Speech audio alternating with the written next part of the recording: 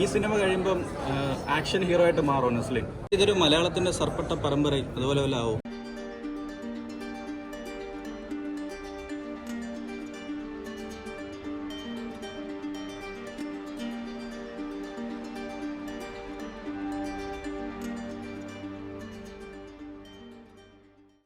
ഗലാട്ട അവാർഡ്സിന് ഉണ്ടായിരുന്നു. തമിഴ്നാട്ടിൽ അടിപൊളിയായിരുന്നു. കാരണം വെച്ചാൽ അവർക്ക് അവർ ഈ സിനിമയെ വേറെ തരത്തിലേക്ക് നെഞ്ചോട് ചേർത്താണ് ഈ സിനിമ കുഞ്ഞുങ്ങൾ അവർ വരവേൽത്തത്.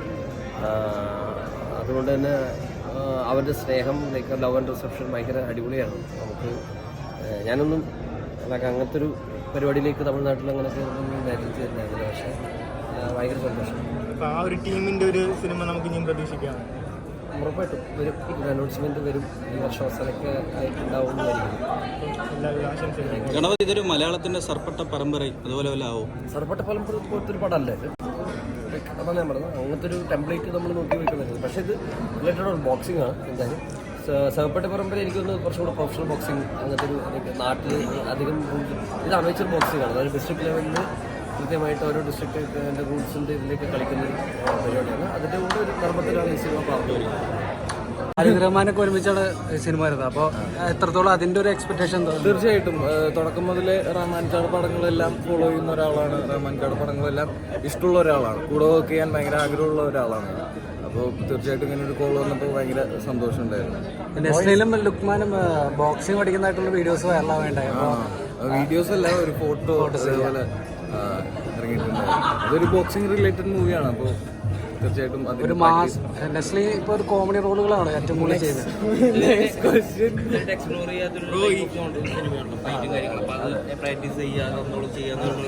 തീർച്ചയായിട്ടും ഈ പ്രൊജക്റ്റിലെ എൻ്റെ ഒരു എക്സൈറ്റ്മെന്റ് ഫാക്ടറും അത് തന്നെയാണ്. തീർച്ചയായിട്ടും ആ ഒരു എക്സൈറ്റ്മെന്റ് ഫാക്ടർ ഉണ്ട് ഈ പടത്തിൽ. ഇപ്പോൾ ഞാനും എക്സൈറ്റഡ് ആണ് എങ്ങനെ വരും എന്നുള്ളത് അറിയാനായിട്ട്.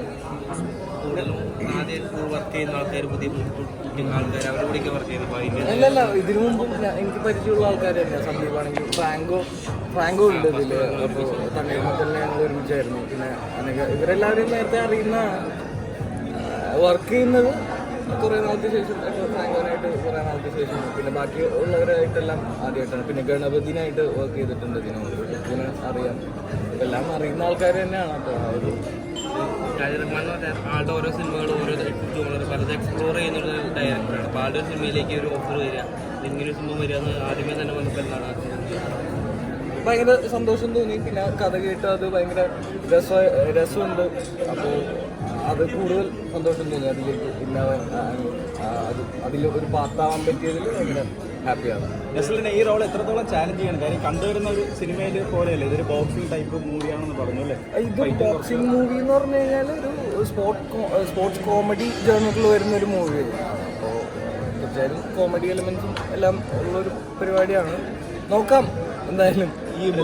ഞാനും വളരെ എക്സൈറ്റഡ് ആണ് ഈ പരിപാടി എങ്ങനെ വരും എന്നുള്ളത് അറിയാനായിട്ട്. ബോക്സിംഗ് പ്രാക്ടീസ് നടന്നപ്പം ഇവരോടൊപ്പം പ്രാക്ടീസ് ചെയ്തപ്പോൾ അല്ലെങ്കിൽ അവരോടൊപ്പം ടൈം സ്പെൻഡ് ചെയ്തപ്പോൾ അതെങ്ങനെ ഉണ്ടായിരുന്നു? ഫണ്ണായിരുന്നു? ഭയങ്കര ഫണ്ണായിരുന്നു. എല്ലാവരുമായിട്ട് ഒരു റാപ്പ് ഇതിന് മുമ്പേ തന്നെ ഒരു കുറച്ച് നാൾ മുമ്പേ ഞങ്ങൾ ട്രെയിനിങ് തുടങ്ങിയായിരുന്നു. അപ്പോൾ എല്ലാവരുമായിട്ടും ആ ഒരു റാപ്പും ഉണ്ട്. അപ്പോൾ അത് ഭയങ്കര ഈസി ആയിരിക്കും വർക്ക് ചെയ്യാനായിട്ട്. ഈ സിനിമ കഴിയുമ്പം ആക്ഷൻ ഹീറോ ആയിട്ട് മാറും നസ്ലിൻ. എനിക്കറിയില്ല.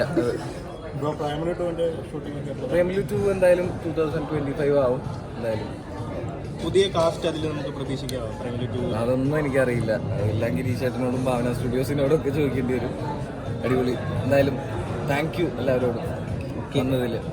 തല്ലുമാലിക്ക് ശേഷം നമ്മൾ എപ്പോഴാണ് പുതിയ സിനിമയിലേക്ക് കാണുന്നത്? എന്താണ് പുതിയ സിനിമയുടെ വിശേഷം? പുതിയ സിനിമ ഭയങ്കര സന്തോഷമാണ്. ഒന്നാമത് റഹ്മാൻകയുടെ കൂടെ ഒരു പ്രാവശ്യം വർക്ക് ചെയ്ത് ത്രൂഔട്ട് ഒരു പരിപാടി ആദ്യമായിട്ട് റഹ്മാൻകയുടെ കൂടെയാണ് ചെയ്യുന്നത്. അപ്പോൾ അത് നല്ല ഹിറ്റായി. എല്ലാവരും നമ്മളെ എന്താ പറയുക അംഗീകരിച്ചു.